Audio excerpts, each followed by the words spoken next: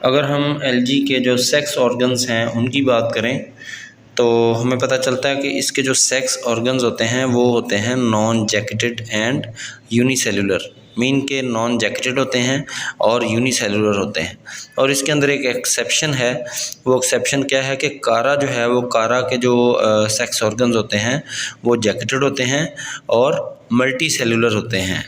अगर हम बात करें कि सेक्स ऑर्गन्स जो हैं एलजी के, इनको हम नाम क्या देते हैं, इनको हम क्या कहते हैं, तो जो सेक्स ऑर्गन्स हैं उनको हम एंथ्रीडियम और आर्चिगोनियम कहते हैं।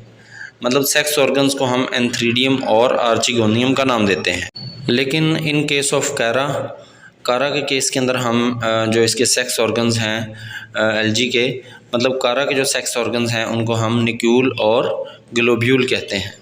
मतलब कि जो एक्सेप्शन है जो कि जैकेटेड है, जो सेक्स ऑर्गन्स जैकेटेड हैं और मल्टी सेलुलर हैं कारा के, उनको हम न्यूक्यूल और ग्लोब्यूल का नाम देते हैं।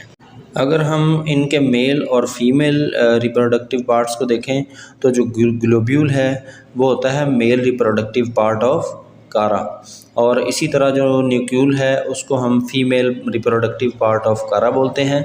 तो ये ग्लोब्यूल मेल रिप्रोडक्टिव पार्ट है और जो न्यूक्यूल है ये फीमेल रिप्रोडक्टिव पार्ट ऑफ कारा है।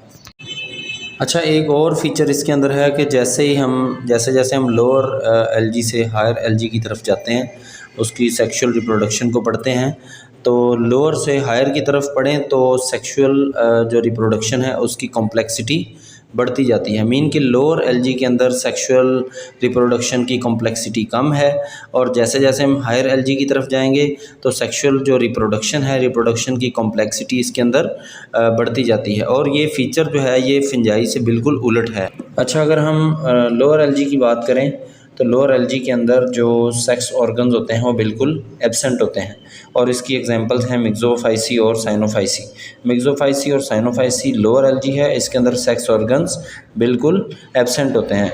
इसी तरह जो हायर एलजी है उसके अंदर जो सेक्स ऑर्गन्स होते हैं वो कॉम्प्लेक्स होते हैं। और अगर हम फिंजाई की बात करें तो जैसे जैसे हम लोअर फिंजाई से हायर फिंजाई की तरफ उसके सेक्सुअल रिप्रोडक्शन को पढ़ते हैं तो उसके सेक्सुअल रिप्रोडक्शन की जो कॉम्प्लेक्सिटी है वो लोअर से हायर की तरफ कम होती जाती है, डिक्रीज़ होती जाती है।